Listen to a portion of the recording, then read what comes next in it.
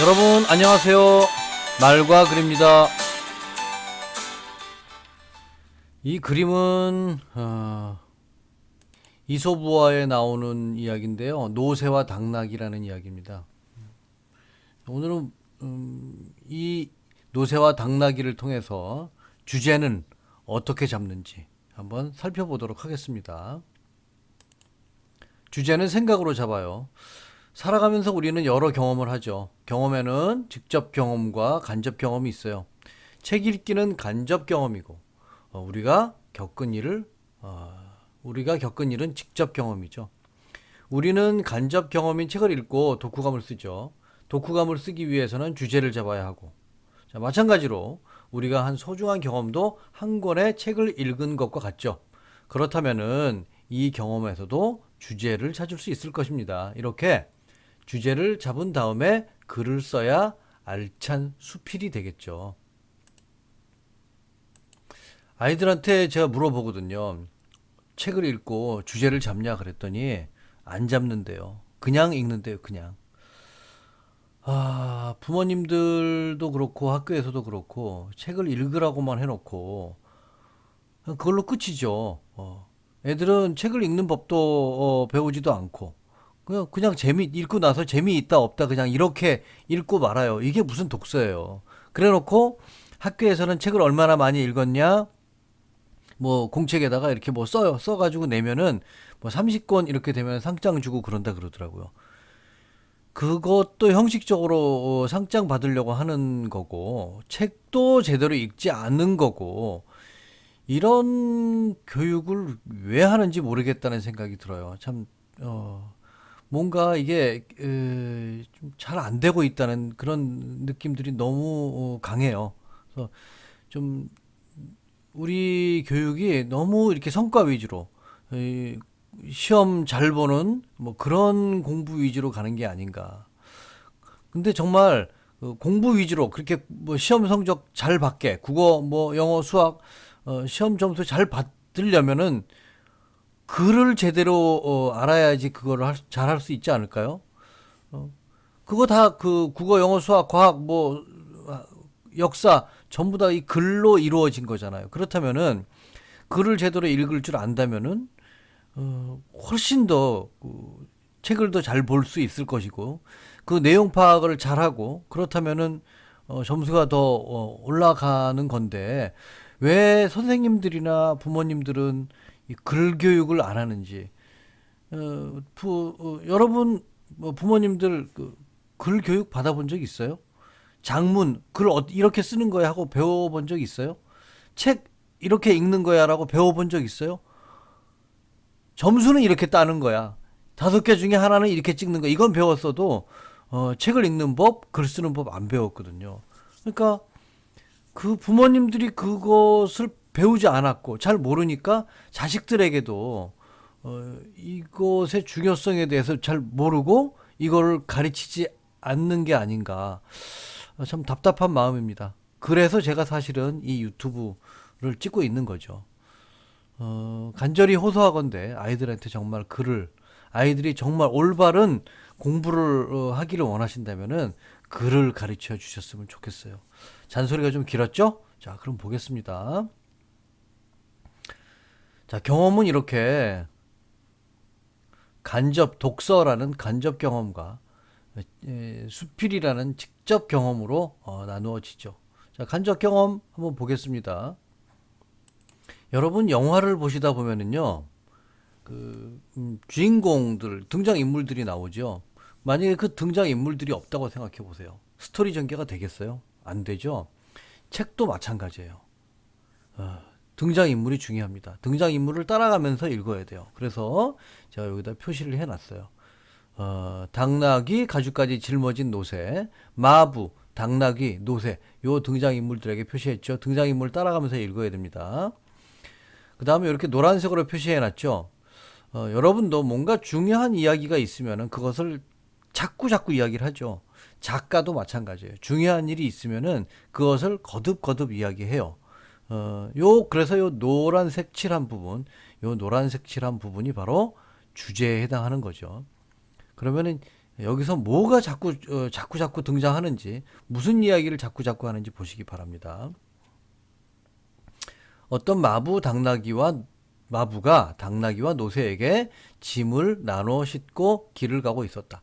평지를 지나 고갯길을 오르는데 당나귀가 너무 힘이 들어 노새에게 부탁을 했다. 짐이 너무 무거워 이러다가 길에 쓰러져 죽을 것 같으니 짐을 조금만 나누어 들어줄래?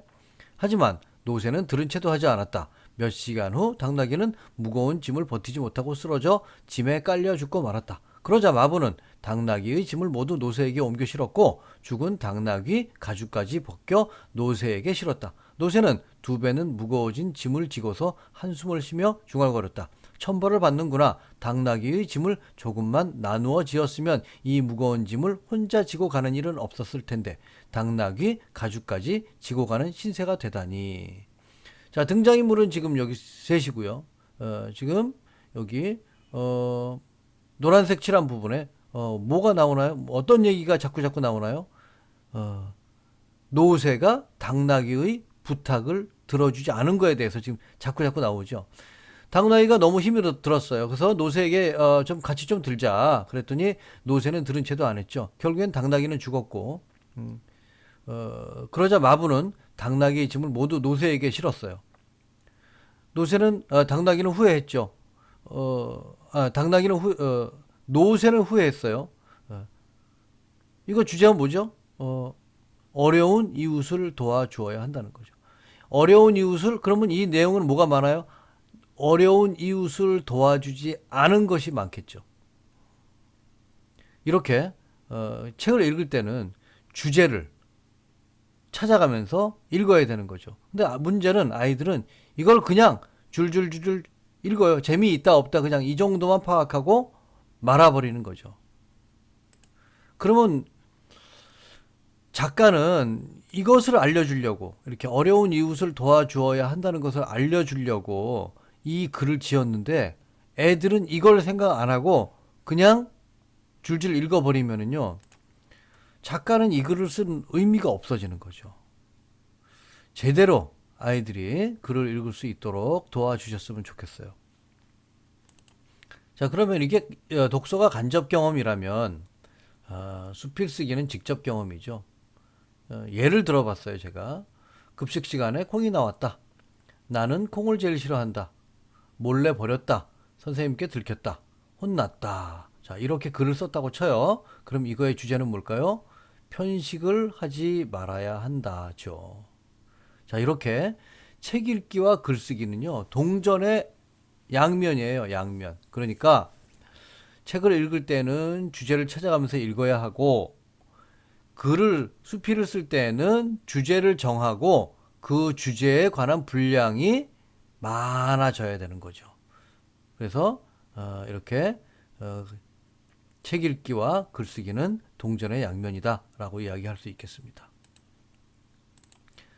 자, 이렇게 책을 읽고 주제를 잡고 독후감을 쓰고요. 또 주제를 잡고 이제 글을 쓰는 거죠. 자, 왼쪽에 있는 당나귀 가죽까지 짊어진 노새는 이솝 우화에 나오는 이야기죠. 이솝은 어려운 이웃을 도와주어야 한다는 교훈을 독자에게 전하고 싶었을 거예요. 어떻게 해야 이 주제를 독자에게 잘 전달할 수 있을까 고민했겠죠. 만약 이솝이 재미있는 이야기가 아니라 여러분 어려운 이웃을 도와주어야 합니다 라고 주제를 직접 말했다면 아무도 그의 이야기에 귀를 기울이지 않았을 거예요. 너무 뻔하고 재미가 없기 때문이죠. 영리한 이솝은 당나귀와 노새라는 인물을 등장시켜서 이야기를 재미있게 꾸민 거죠. 이 이야기를 통해서 어려운 이웃을 도와주어야 한다는 주제는 아주 자연스럽게 전달되었죠. 한 가지 말씀을 더 드릴 게 있는데요. 여기 지금 마부, 당나귀, 노새가 나오고 등장인물이 나오죠. 근데 이것을 진짜 마부, 당나귀, 노새라고 생각하면 안 됩니다. 왜냐? 자, 보세요. 당나귀와 노새가 말을 하고 있죠. 근데 한국말을 해요. 당나귀와 노새가 한국말로 이 대화를 할 수 있나요? 안 되죠. 그러니까 이거는 진짜 당나귀가 아니고 진짜 노새도 아니에요. 그럼 뭐예요? 당나귀 같은 사람, 노새 같은 사람을 말하는 거죠. 이 사람들을 통해서 작가는 주제를 풀어서 이야기하고 있는 거죠. 간접적으로 이야기하고 있는 거죠. 자, 이 사실을 알고 있어야 돼요. 진짜로 당나귀다, 노새다 이렇게 애들은 생각하거든요. 이거 아닙니다.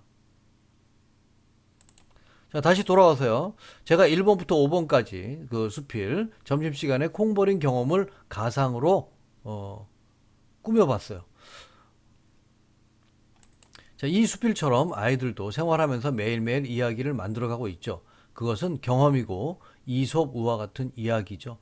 이 경험 중 가치 있는 일이라고 생각하는 것을 글감으로 잡는 거예요. 다음 단계는 주제 잡기죠. 자, 어린이들은 자신이 잡은 글감의 주제가 무엇인지 찾아야 돼요.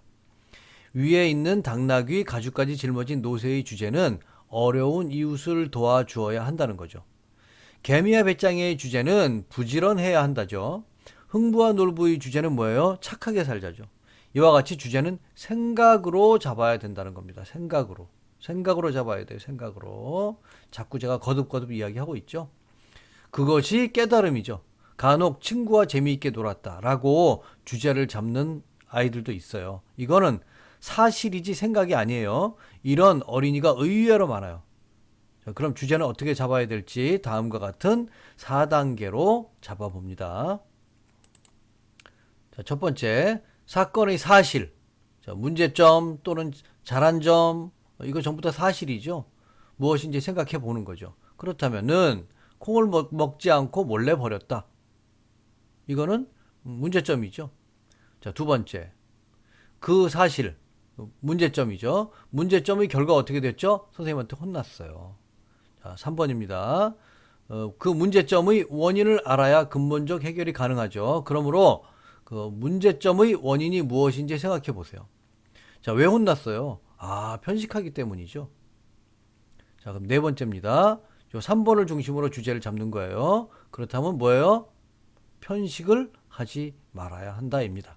자, 이렇게 주제를 잡은 다음 위 글상자의 2번과 3번 이야기를 중심으로 글을 펼쳐야 하죠. 즉 2번과 3번의 내용을 구체적으로 써서 분량이 제일 많도록 해야 한다는 말이죠. 주제에 해당하는 부분이기 때문에 그렇죠. 자, 이러한 수필을 읽고 나면 편식하는 어린이의 모습이 머릿속에 선명하게 그려질 거예요. 그렇게 된다면 수필 쓰기는 성공한 거죠. 주제가 없는 수필은 글이 아니라 낙서예요. 그러니까 낙서를 쓰시면 안 됩니다.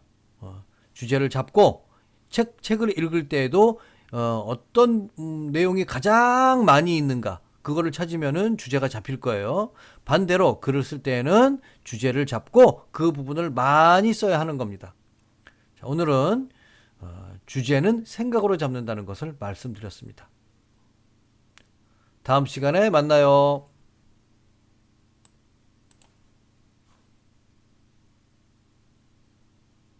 안녕.